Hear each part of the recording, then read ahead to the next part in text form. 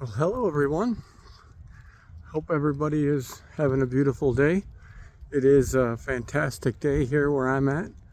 I know depending on where you're at in this country, you're either below zero or up in the 50s or 60s, I guess, depending on where you're at. So I appreciate you guys coming onto the channel today and watching this video. I know, as you can probably see, this is a new channel for me. This is something new I haven't done before. I've done a handful of videos. I've done a lot for TikTok. That got taken down last year, and I've been kind of hesitant about doing the same thing on YouTube because I wasn't sure what I can and can't say. And I've kind of learned. But I think what's important now is the fact that I stay active, not only physically, which is why I'm out going for a walk right now, but also staying active, talking to you guys. And best way for me to do that, first of all, is if you guys like what you're hearing, that you like and subscribe to this channel. And once again, this is new for me, so you'll see I only have a couple subscribers and a handful of videos and a handful of watchers. So I appreciate if you would like and subscribe. It's free. I'm not charging for anything, but I think it's important that not only for it helping me out by sharing my journey, but it might also help somebody else out, somebody like you maybe watching and trying to figure out, how do I make this work, having cancer or dealing with somebody who has cancer and not really sure what to say, what not to say. And I think it's important that if you're dealing with somebody who has cancer, don't worry about what to say or what not to say. Say something. Say you love them. Say you care about them. Say you're there for them. Don't say you're sorry for them or I'm so sorry you're dealing with this. They don't need to hear that. I hear it a lot if I'm having a conversation with somebody and the topic comes up and I bring up the fact that I am dealing with stage 4, the doctors say terminal melanoma. So I know at some point this will kill me. I'm certainly not gonna lay down and let it take me, because as I've said before, and I'll say it again, and I'll continue to say it, is I may have cancer, but it doesn't have me. And I will never let it have me. I'm going to continue to fight it and continue to do what I have to do. And as much as it hurts, I'm going to keep fighting. So I'm never going to quit fighting. I'm going to continue to fight until the day God takes me. And whether that's tonight, tomorrow night, or a year from now, I'm going to keep fighting. Because something that I also say a lot is, I ain't got time to die. I got too much crap to do. And I think God's got plans for me. And I need to keep going and realize that my mission is making a difference. And that difference is whether I am talking to you or talking to somebody else, that I'm continually talking, because I think the more we talk about cancer and the more attention we bring to it, the more that can possibly be done to help people. Obviously, there is a lot of things that we can do, and I think something that's really important is that we stay active. And that's why I'm out walking. This is our second 55-degree day, so I'm out walking. I'm going to keep walking and just keep moving. And I think if you have cancer, you're dealing with somebody who's got cancer, like I said, just talk to them and see if you can go for a walk, or if they're, in a wheelchair or something, then take them for a walk and give them a push around the neighborhood. If they're in a bed, then obviously that's not something you can do, but maybe if there's a way to put them in a chair or something where you can at least bring them outside to enjoy the weather, because I think a little bit change of a scenery, if you can, is going to do them a lot of good. It helps revitalize your energy, getting out in the sun. The vitamin D from the sun definitely helps, for sure. It helps me. So I think it's important, once again, that staying active, whether it is either staying active in somebody's life that has cancer and at least being a part of their journey and having a conversation with them and just asking questions, hey, how do you feel? Well, how do you think I feel? At that point, you're dealing with somebody who is either still in denial or still bitter about having it and living with it. And I mean, that's understandable. So all you can do at that point is just let them know that you're there for them. If they want to talk, that you'll be there for them. And then just let them know that you love them and you want to be there as much as you can. That it's not healthy to be bitter about it. I mean, it's certainly not abnormal to be bitter about it, because I know that I was for a long time. But I was also an adult, 53 years old when I was diagnosed. So I was already in a situation where I understood that I can't control what happens to me in my life. I can only control how I react to the things going on in my life, and I can choose how to react. And in the beginning, obviously I was mad. I was mad at God. I was upset at the world. Why would this happen to me? I mean, I'm a good and faithful servant, and I serve God. And so I was mad at him. I blamed him for a lot of it. And I said, God, why would you let this happen to me? Why would you make this happen to me? And that's the silliest thing. So, to believe, because he certainly didn't do this to you. As I always say, it's a foreign substance. So this is something that I was exposed to. It could be something that, just eating unhealthy.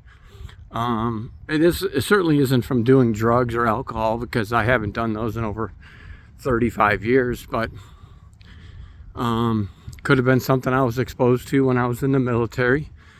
I was injured when I was in basic, so I was cleaning with chemicals and stuff, cleaning the bathrooms, the kitchens and stuff, and I have no idea. But it certainly isn't worth hemming and hawing on it and trying to figure out what caused it, because it ain't going away, There's a lot of all natural stuff out there that people with different types of cancer should at least research, because there certainly is a lot of things out there that can help. And my cancer is not something that is sedentary. It's metastatic, so it's constantly moving around my body. So the medicine I'm on, the pharmacists call it chemotherapy. The doctors call it targeted immunotherapy, which it's in the same family. But so what my cancer does is it moves around my body looking for a place to stop and grow. Well, what this targeted immunotherapy does is it follows and it traces the cancer around my body, and it builds my immune system so that when the cancer stops to grow, this medicine will attack it, suffocate it, and kill it. So it's definitely doing its job. And when I came off of it for a couple months last year, thinking that it was doing more harm than good, which I don't know why I thought that way, because all of my tests were clear. My liver function, kidney function, heart, lungs, I mean, everything was perfect. The cancer did cause a small blood clot in my lung, which it didn't cause anything, like it didn't cause a stroke or a heart attack or anything like that. Pardon, I'm walking in the wind, so you hear a little wisping. It's the wind. And also I'm out of breath because I haven't walked since the fall. This is my first walk since the fall before the winter hit. But so I was put on blood thinners, and pretty much immediately the blood clot went away. But because I have cancer and on this medicine, I am now susceptible to getting blood clots for the rest of my life. So I'm going to be on blood thinners the rest of my life, and I just have to accept it. And so by being off of the medicine, like I mentioned, for 3 months last summer, thinking that it was doing more harm than good, sure, I felt fine. I didn't have any side effects. Wasn't dry heaving or no shivers or night sweats or anything like that. Thinking, oh, great, it went away. But secretly, the cancer had come back full strength, and it was bad. It spread up and down my leg, my arm, my spine. It was engulfing half of the discs in my back. On my clavicle, on my collarbone, there was a lesion, and it got to be a situation where it was hard for me to walk or sit, and I rushed back in to see the doctor, and they did PET scans, and sure enough, they found out that it had come back full strength. So they put me on new medication. I told him I didn't want to be back on the old one because of the side effects, and he said, I've got a new, improved chemotherapy / targeted immunotherapy, does not have the same side effects. So I said, okay, let's do it. And literally within 30 days, almost all my lesions are gone.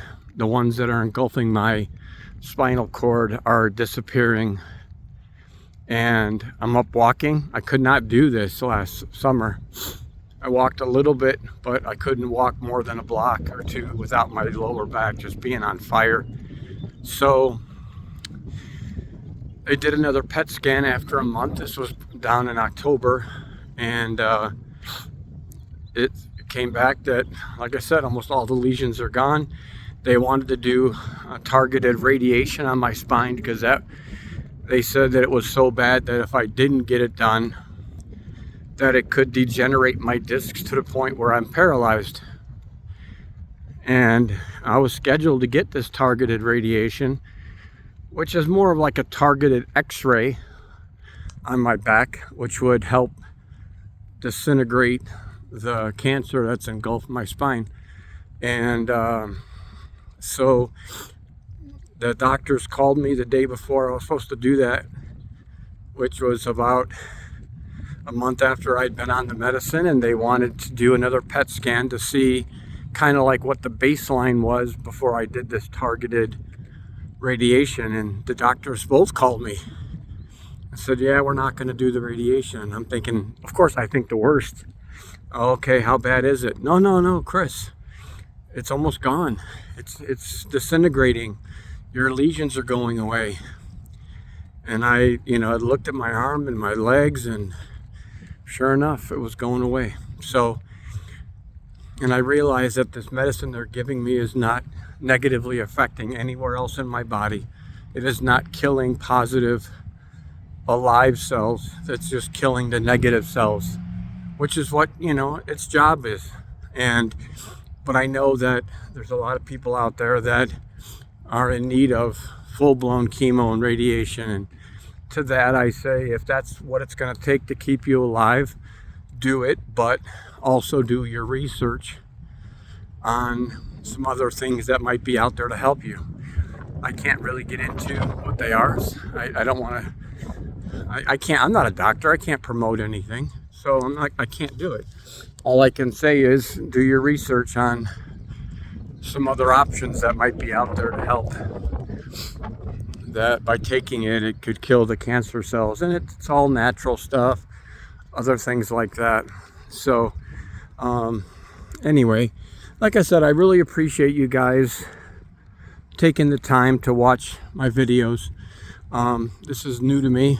I've been in movies and TV and commercials and Second City acting before, so talking on camera has never been an issue for me. I've done it for 10 years, and it's something that I really enjoy doing.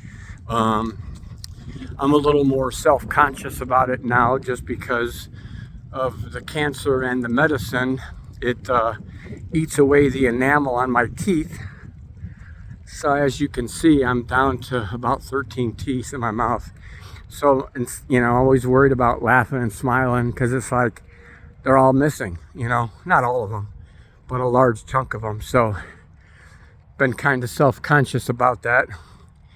But I'm getting to the point where, hey, this is what is keeping me alive. So I'd rather be alive and toothless than dead with a full mouth of teeth. So,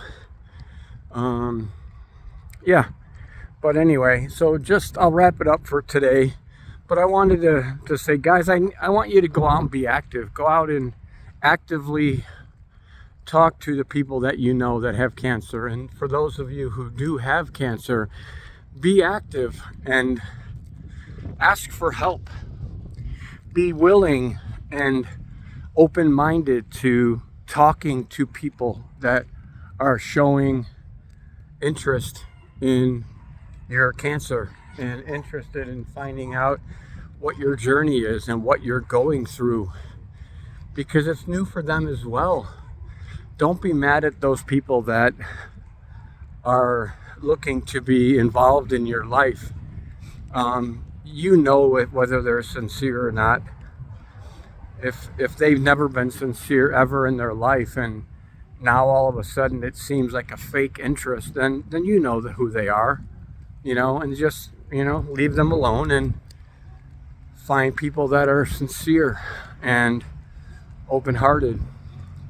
And I want you, if you have cancer, I want you to be open to making a difference in somebody else's life, the way I'm hoping that I am with either you or maybe somebody that you can tell them to watch the videos that I'm posting, because it's a journey that we're going through, and we're going through it together. And I ask that if you're able to leave a comment or look for me. It looks like TikTok, now that they are an American company again, that my account has been actively open again. So look for me there, and it's the same as it is here, Chris with Cancer. So I just ask that you look. If for whatever reason you can't leave messages, I can leave my email. It's just chrismontana3, the number 3 at gmail.com, and leave a message. Send me an email. And if you want a prayer request, I'll definitely pray for you. I'll pray with you.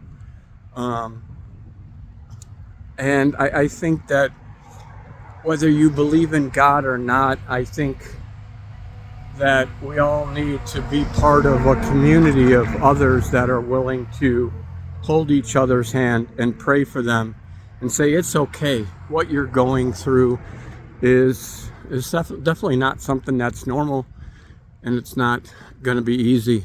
But I think if you're willing to hold my hand like I'm willing to hold yours, it'll be okay. So God loves you. I love you. Peace out. Good luck, guys. Talk to you soon.